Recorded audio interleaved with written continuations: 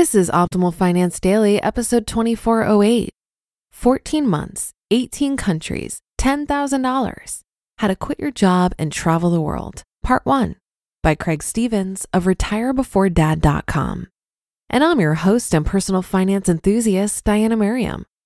I have a bit of a longer post, so I'll read the first half today and then finish the rest for you tomorrow. So with that, let's dive into part 1 and start optimizing your life. 14 months, 18 countries, $10,000.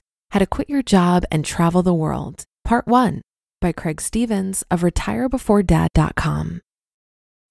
In my mid-20s, I quit my job to travel the world for 14 months. I visited 18 countries and spent about $10,000. A lifestyle of frequent and extended travel in retirement, funded by passive income, is a primary motivation to reach financial independence. This post is about how I was able to travel the world for so long on so little money and how you can too. One of the main ways I could afford this trip was through credit card welcome bonuses and spending rewards. I earned enough points to fly round trip to Ecuador. How it all started. After college, I embarked on a 2-month backpacking trip to Europe. The US dollar was strong at the time, so Europe was affordable. A friend and I whirled around the continent, visiting 15 countries in that short period of time. I loved every minute of that trip and knew that once I had the opportunity, I'd take another trip to other parts of the world, hopefully while I was still young. When I returned home from Europe, I started a career in information technology. Even though I was just starting my career, my plan was to put it on hold to travel the world again once I had the money. I didn't care if it would hurt my career because I wanted to get back on the backpacker trail and see the world. Based on how fast I could pay off my debt and save up cash, I estimated that I could quit my job and travel the world in August of 2001 after less than 3 years of holding down a real job. By then, I would be able to buy an airline ticket and have $6,000 to spend on a 4.5-month trip. I kept my spending under control as a young professional and was fortunate to have no student loans to pay, thanks to my parents. I wanted to go to Asia. Everything I read told me I could live on $20 or less after flights by staying in hostels and inexpensive hotels and eating on the cheap. There were many things that had to line up to make this trip happen. I had to have no debts or other obligations, save enough money, not be constrained by a housing lease, not be in a serious relationship with someone who was not interested or able to travel for that long, and find a place to put my car and stuff and have a place to sleep before leaving and when I returned. In hindsight, I should have sold the car. Getting all of these items in order was critical.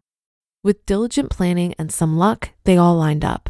Planning the trip was the ultimate motivator to get my financial life in order so I could go. 4.5 months was not enough. In February 2001, I bought a plane ticket to Beijing, China. My itinerary was to start there and travel by land to Singapore over a 4.5-month period.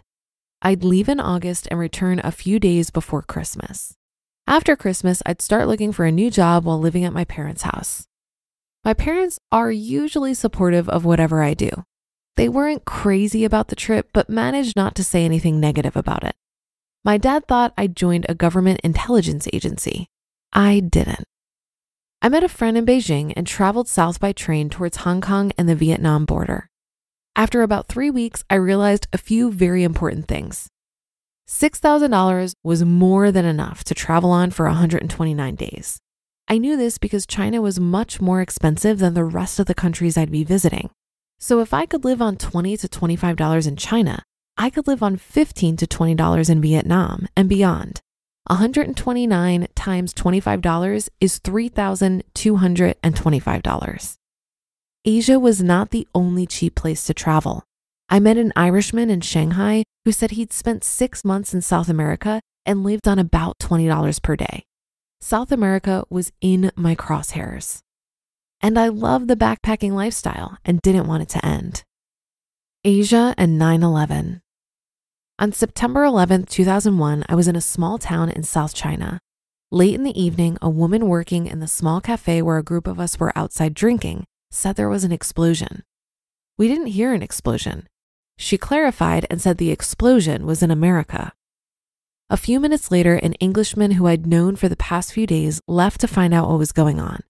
He returned to say he saw a video on a Hong Kong satellite news feed of an airplane hitting the World Trade Center in New York. He wholeheartedly believed it was a fabricated video, and we continued our jovial evening. But as more news came in, I soon found myself at an internet cafe trying to get information. Most internet news outlets at the time were blocked by the Chinese government. Yahoo News was my only source for learning what transpired.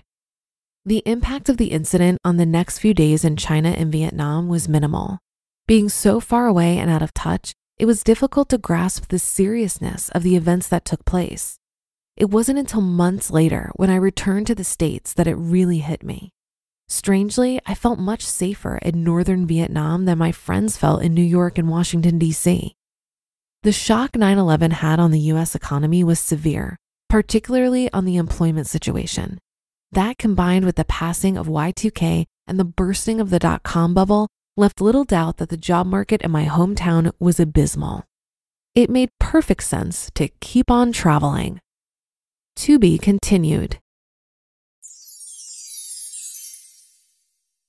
You just listened to part 1 of the post titled 14 Months, 18 Countries, $10,000. How to Quit Your Job and Travel the World by Craig Stevens of RetireBeforeDad.com. Many people name extended travel as one of the main reasons they're pursuing financial independence. So I wanted to point out here that it's possible to experience this even before you reach financial independence by taking a mini retirement or sabbatical. I did this in 2017 when I took 2 months off of work to walk the Camino, which is a 500-mile trek across northern Spain. It took me 38 days to walk across an entire country, and it was an incredible life experience. I'm really glad that I didn't wait until reaching F.I.R.E to do this. In fact, my goal to walk the Camino was a big motivator for me in my late 20s to get out of debt and clean up my finances. I'm a big fan of mini retirements and sabbaticals. Not only do they allow you to test drive what full retirement might look like, but it can also help you mentally disconnect your identity from your profession. Sabbaticals also help us test our assumptions on what we actually want in retirement. For example, I used to think that I wanted to be a digital nomad, traveling the world with no home base. While I do enjoy traveling, the experience of the Camino showed me that I really enjoy having a place to come home to that feels like mine. So when I got back, I bought a house. I imagine it would have been pretty disorienting to work 10 more years towards this goal of being a nomad, only to discover it's not a good fit for me. But that's just the first half of this article. So be sure to come back tomorrow where we'll finish up this post and where your optimal life awaits.